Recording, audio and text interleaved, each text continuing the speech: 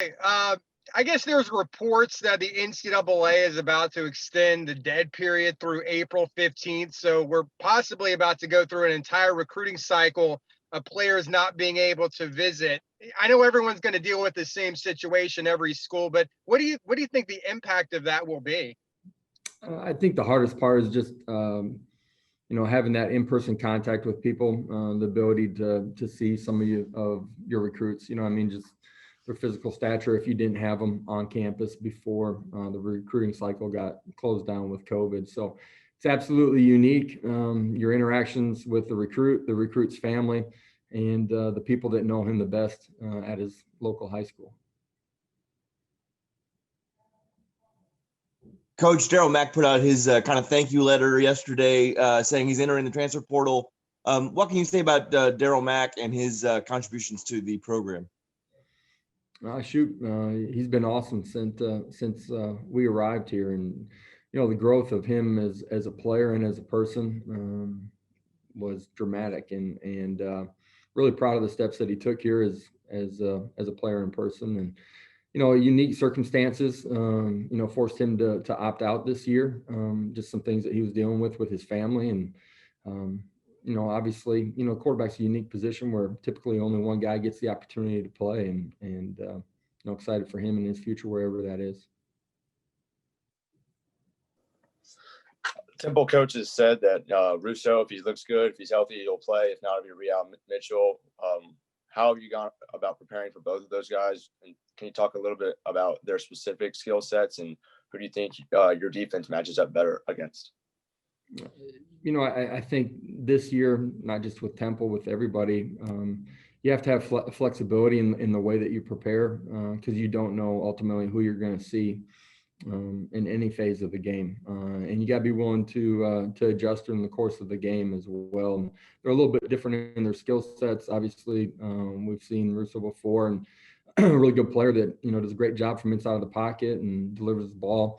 You got good skilled players on the outside, and so we got to be prepared for that. Real, can deliver the ball as well, but I think his added dimension of his athleticism, his feet, is unique as well. So you got to prepare for all those things and then adjust during the course of the game. Josh, how do you think you guys have handled this week, coming off a bye week, getting ready for Temple? What's been the mood from this team so far this week? Guys have been great.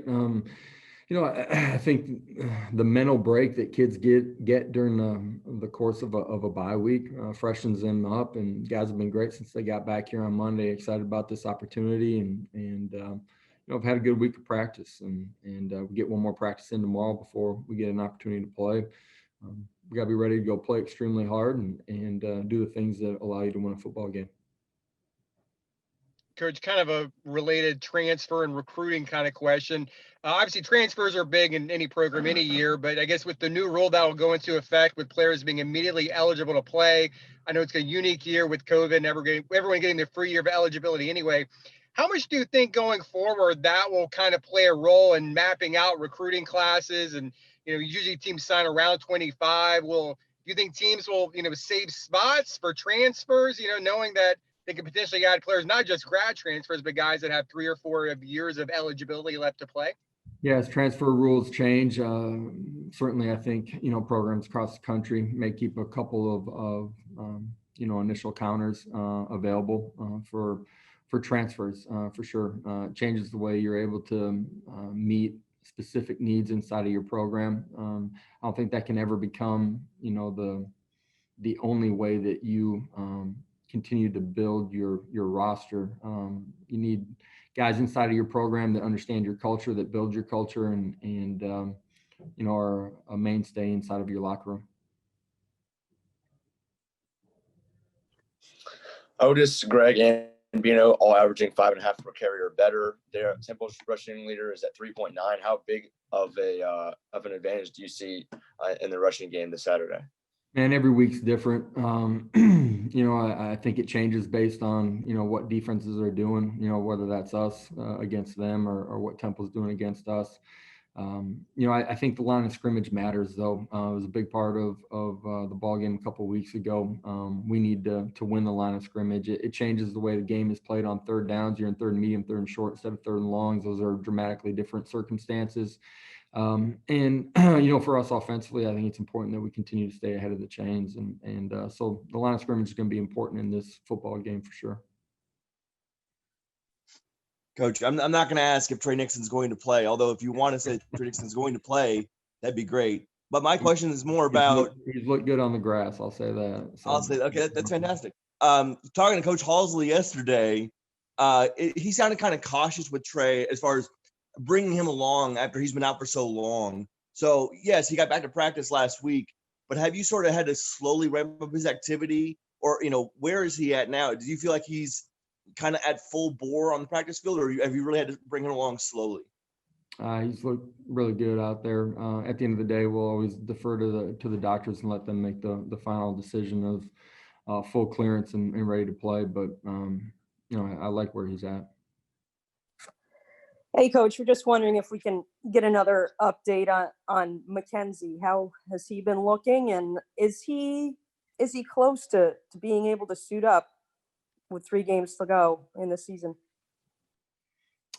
Physically, he's doing well. I really do. I think every week you can see him improve, and some of that happens day to day. I think he's fully comfortable, and physically, the progress that he's made. He's not ready to suit up yet. That's why he hasn't suited up. And when we reach that point, then he'll have the opportunity to do that. Coach, when you look at Temple, what do you think their strengths are? What do you think they do well? You look at the football games here, that they've played the last couple of weeks. SMU, close ball game going into the fourth quarter. Memphis is a 1-possession game with 6 minutes left to go. The scores I don't think are necessarily indicative of how those games have played. I believe they're going to get some of the guys back that have been injured or are dealing with COVID. To me, the big thing for them is, the way they play at the line of scrimmage, how hard, how physical that they play. That's a big part of it. That was one of your earlier questions.